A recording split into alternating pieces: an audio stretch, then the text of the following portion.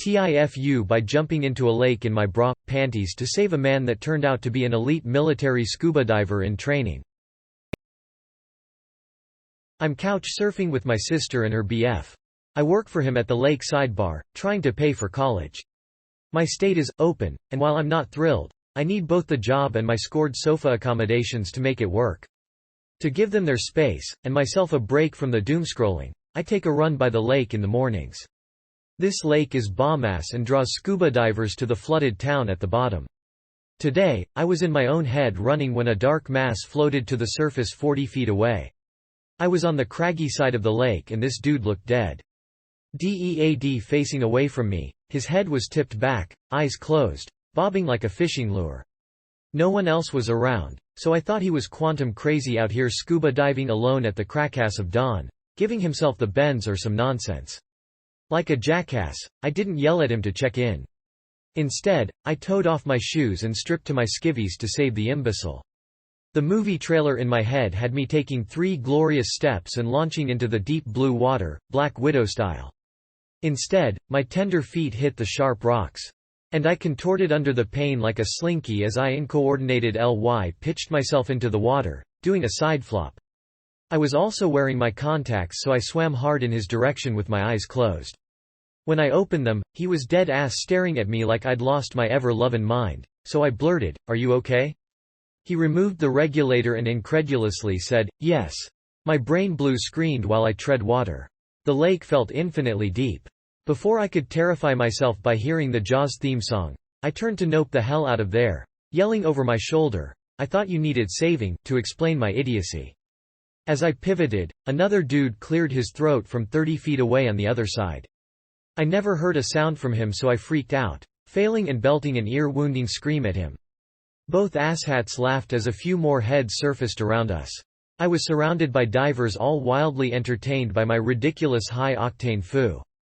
After pointing to me and the beach, the merman that was my original target cautiously swam toward me after I nodded and escorted me to the shore. The beach was much further than I had anticipated, so I was trying to low-key breath, hiding my need to suck all of the O2 from the air. Also, the comedy of the situation consumed me and I started to giggle. Finally, I joked, "Dude, you are lucky you weren't actually dying because it would have taken everything I have to drag your sorry ass this far." He chuckled before offering me a tow. "Hell, no. Not gonna happen. Even if I had to dog paddle, I wouldn't openly accept that defeat." He quietly mocked me the rest of the way to the shore. I'm a secret sap for it. They were cadets or recent graduates from a military college, here for the summer. They've been training in pools and were doing some open water exercises. They had been out there at least part of the night. I'm sure I blew up whatever drill they were running. He's training for pre-dive school, and since I am an expert Googler, I'm guessing that means combat diving. At the shore, I did my best to throw my shoulders back and march out of the water in my sports bra and undies in front of what I can only imagine are some pretty badass men. I did invite him and his clandestine crew for an absurdly overpriced beer at the bar tonight before shame jogging back into the woods for my clothes. TLDR, I tried to save an injured diver, ended up crashing some kind of military training. Edit. It's Lake Jocassee in SC. Also, the Merriman cheated. He was wearing a floaty vest and fins, that bastard. Okay, I'll admit there is a part of me that is attracted to his mysterious appearance from the shadow realm, and I'm definitely imaging that he's constructed from some kind of aluminum steel alloy, but he was also funny and kind. I was vibing his proclivity for witty and sarcastic comments and have a million questions I want to ask him. Edit 2. Okay, at work now and had to turn off the notifications because you snippers are blowing me up. To all the ladies giving advice earlier. Yes, I left the dragonflies at home and went full cute sundress and Jesus sandals. Tried to wear my hair straight, but it's hot as hate out here and it'll be beach wave sweaty before long. My sister's BF has blabbed the whole thing and all of the staff is in full-on ribbing mode. Kinda great actually. They are currently reading the Reddit post. So they are cackling at you people too. So, even if he doesn't show, we're gonna have a great night. We have a long way to go since it's just the dinner crowd, but thanks for making my day great people. EDIT3. Solid dinner crowd, but no Merriman, or Frog Prince as you people have started to call him. Our lakeside drinking crew will start rolling in another 1 to 2 hours. I thought you salty bastards of TIFU would chew me up and spit me out. But look at you all showing up in the name of love. You guys are awesome. Even if I get ditched, it was worth the day with you. EDIT4. 1HOR later. Still no show, sad face. EDIT5. He showed. Holy shit, a little bit ago. Yes, I was as dorky as you would have imagined, and now I'm typing this from the bathroom like a dumbass again. But I feel like you people are on the ride with me. He's handsome and funny and he smells great. Yes, I hugged him. I'm Southern, it's what we do, not the smelling, the hugging. He's nice and smart and keeps defending me from my jackass friends at the bar, who have almost called him merman to his face. I think he low-key likes that everyone knew who he was, but not sure how he'll feel about being a Reddit celebrity. I've learned a lot about him, but it wouldn't be fair to share without his permission. His whole crew did not come, only one, and his bud immediately started flirting with my coworker.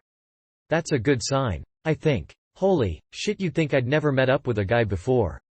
Also, my friend straight up asked him if he saw my dragonfly undies that look like penises with massive, glow-in-the-dark turquoise blue balls. Only she used the Reddit version, thanks for that nickname Reddit. He didn't answer but smirked the truth to me after she left. It was cheeky but cute. He's also been sharing some of the shit that he's been taking today from being saved. He has the same self-deprecating sense of humor as me. I think we are vibing. So, that's all the updates for tonight.